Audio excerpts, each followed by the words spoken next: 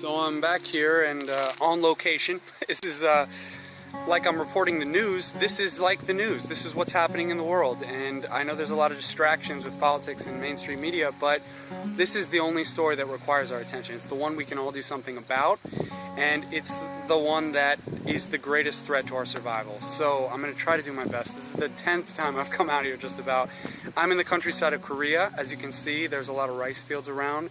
This is a pig operation that's unfortunately situated uphill from these rice fields, which when it rains, probably get a good dose of animal feces.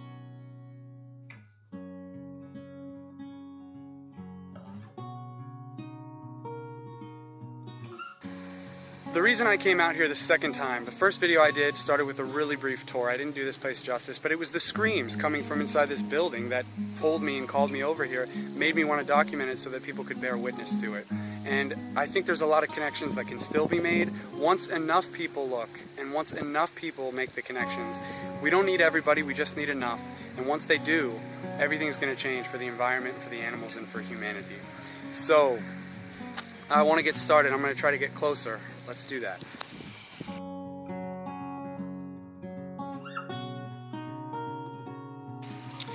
So I know this looks like a horror movie. You can see the rags hanging in the background, but I've gotten closer and I want to talk about the statistic I just shared about 98% of farmed animals coming from factory farms.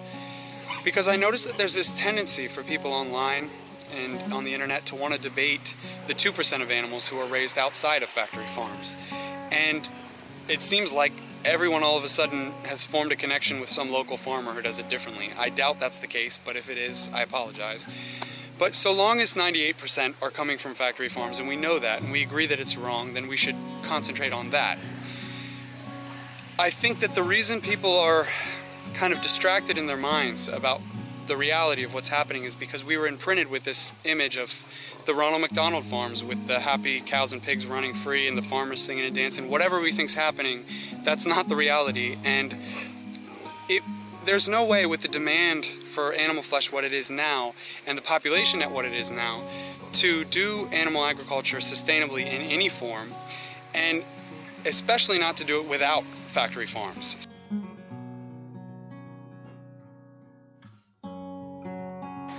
Now in the US, I think according to the Patriot Act, it's illegal to interfere with the profits of the animal exploiters by documenting factory farms just like this.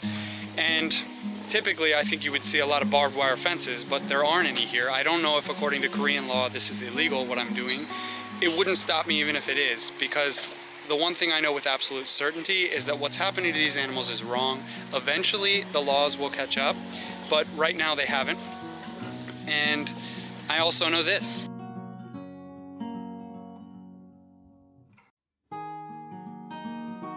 So we should never depend on laws or social norms to tell us right from wrong. We should look at the facts, look at what's happening, and decide for ourselves if it's something we want to participate in.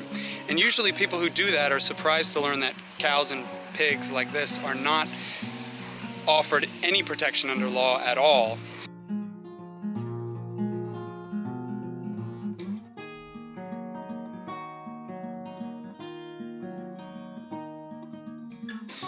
In the US, you can go to jail pretty much for not feeding your dog or cat often enough. So it's surprising for people to learn that these pigs are not, considering that it's also become common knowledge that the sentience and the cognizance of pigs and cows are not at all different from that of dogs, so why wouldn't they deserve the same kind of protection?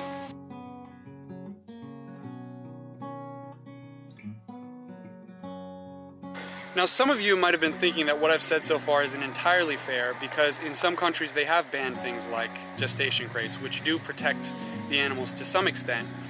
And that's the other thing the other connection I want to make here. I think a lot of well-intentioned animal people who support animal rights, they make the mistake of looking at these bans as steps forward for the animals and for humanity, but I want to try to explain now why that's not the case at all. If you're looking at it from the perspective of the farmer or any animal industry, the animals are only seen as commodities or resources to make money. So their interests are only going to be considered to the extent that it doesn't interfere too much with the profits. That's how exploitation has to work. It has to be profitable.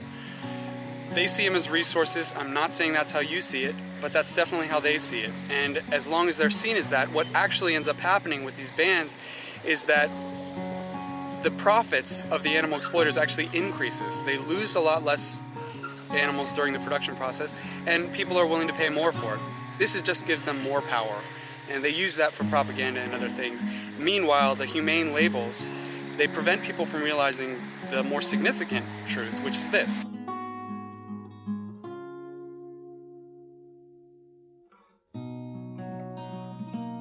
So the word slaughter and the word humane obviously don't go well together, and even if you could somehow sneak up on the animal and unexpectedly shoot it in the head with a captive bolt gun, which I personally couldn't do, and I don't think happens anywhere in any slaughterhouse in the world. But even if you could do that, is that something that you could call fair or humane, considering what we now know, which is that no one needs to be eating these products at all? So the last thing I want to do here, because we're losing daylight, is to just give you a better picture about what's going on here. And some of this stuff is going to be difficult, I'm not going to lie, because it's been difficult for me, but I'll try to narrate the best I can and give you a more thorough view of what's happening. These are inseminatory devices used to impregnate the animals against their will. This is their excrement as it all comes down this center hall.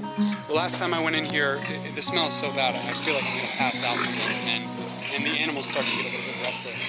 Yeah, I'm sorry, I didn't. Here, I'll get him on tape and you can see him before we go. He's living in a very small space, obviously not happy about it.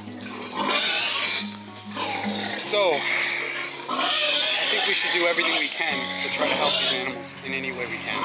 So spread the message, please. Okay, so I had to leave. The farmer showed up, and he's cool with it, but I'm not so cool with it. So I'm gonna leave now, and you heard it, you saw it, and the last thing I was trying to say is please spread the message, and please go vegan. It's the only way to stop this, and we can do it in our lifetime.